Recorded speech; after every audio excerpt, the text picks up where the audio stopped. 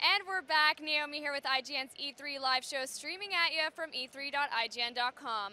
Our next game is a new action RPG from the minds of R.A. Salvatore and the lead designer of Oblivion. Greg is here with Mark Nelson to talk about Kingdoms of Amalur Reckoning. Thanks, Naomi. You know what I hated? Farting on people for approval in Fable. But, Mark here, Reckoning doesn't look like I have to do that, does it? No, you only have to fart for fun. Oh, fart for fun? Yeah, Awesome. Great. I do that all the time. I'm doing it right now. Excellent. What is Reckoning? So Reckoning is a big old massive single player open world RPG. We've spent a lot of time making combat fun in an RPG, which we think is going to really kind of bring a whole lot to the genre. Great. Let's see some footage from it. Yeah, definitely. I got to play it coming into E3, and I was like, really, really impressed. Like, it's a lot of fun to run around and do your thing and, be fighting other things. Yeah. I mean, open world games are all about kind of just, being who you want to be, doing what you want to do, and just kind of offering players that sense of freedom, that sense of sort of sandbox gameplay that they've come to expect over the years. And I dug the fact that the controls weren't overcomplicated, right? Like, you look at it and you're like, okay, it could be a crazy, because, you guys are starting with the PC stuff, it could be a crazy clicky thing. Sure. It wasn't, light attack, heavy attack, easy stuff to get into. Yeah, it's one of those things that, we've spent a lot of time on. It's RPGs, we want them to be deep and we want them to be complex, so they're really cool, like, crunchy kind of decisions to make, but it doesn't mean they have to be overly complicated to actually play. We want people to be able to pick it up and have just have a good, fun time with it, and, kind of sort of, explore that level of complexity that makes it fun for you. What is the story here?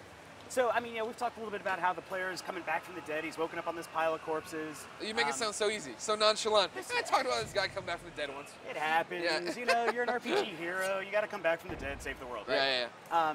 But there's a lot going on. So, first, you want to find out how you ended up dead in the first place. It's a big motivator. And kind of when we do these stories, we found that we always end up telling the player, and they know by the end of this, you got to save the world. You got to kill the bad guy and save the world.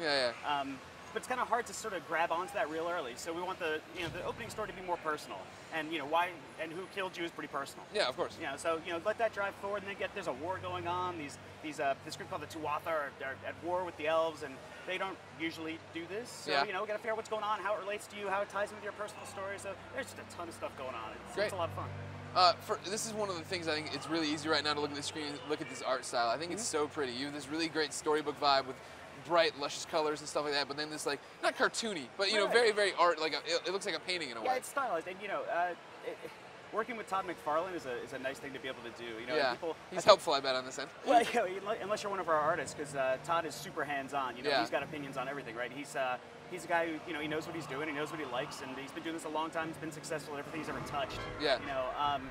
But it was a very conscious decision to do something a little bit different, to bring some color into the world.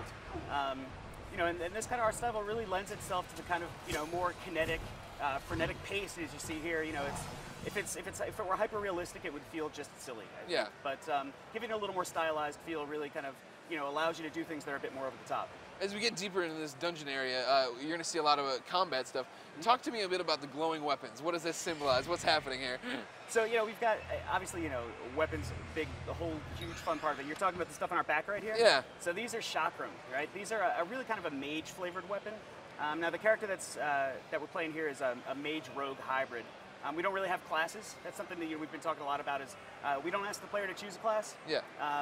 It's usually, again, a choice you make in the first 2 minutes of the game when you know absolutely nothing. So. And then 5 hours later, you're like, why did I be? I totally didn't want to be a pilgrim, And, I don't think I'd ever pick pilgrim class if that popped up. But so what we're doing now is instead the game reacts to how you're playing, how you're building your character, and opens up these destinies.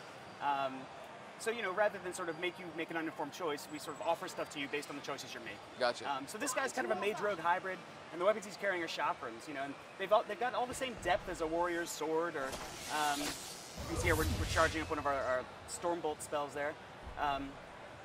But it's got the same exact depth. It's got all the different types of attack chains you can see here. It's got different specials, like you're more likely to see in an action game, right? Like it's got a charge special. It's got a delay special. But again, they're all also flavored to help you play the role of the mage. These chakram, there's a delay special to it that after your first throw, if you give it a little delay on it, you'll bounce back to give yourself some separation so you can then launch off a spell. Gotcha. So we always want to reinforce, what the player's doing, the kind of character that the player's actually trying to play. Now the level's up. What's the level? What's level cap? What are we going to? We're not talking level cap yet. Higher most than important 3 question. is Ooh, what are we said. seeing here? We are leveling up. We're Yeah, so buying. we're leveling up right now. We've got 3 different abilities trees. They've each got 22, something like that, but more than 20 abilities on each. Gotcha. Then we've got our skills. These are our non-combat bits. That includes your stealth, your alchemy, your crafting skills. Got a bunch of different craft skills.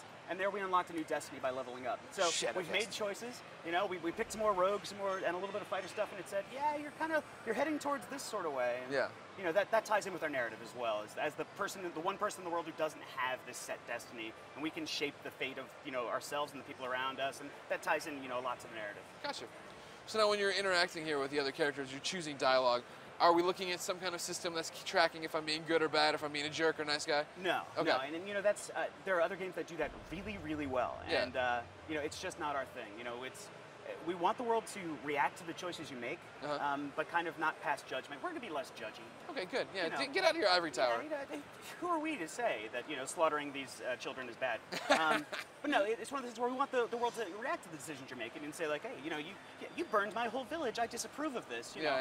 But they don't have to. We don't have to sort of make you grow horns or suddenly gain light side, dark side powers. So, Awesome. I gotta imagine, having driving players the same way, not having to worry about that, helps with the story, which is a big part of the game for you guys. Absolutely. Do you want to talk about who wrote this story? So we have another nice guy to be able to lean on when it comes to figuring some stuff out, and that's R.A. Salvatore. The man who killed Chewbacca. We don't speak of this. He swears Lucas made him do it.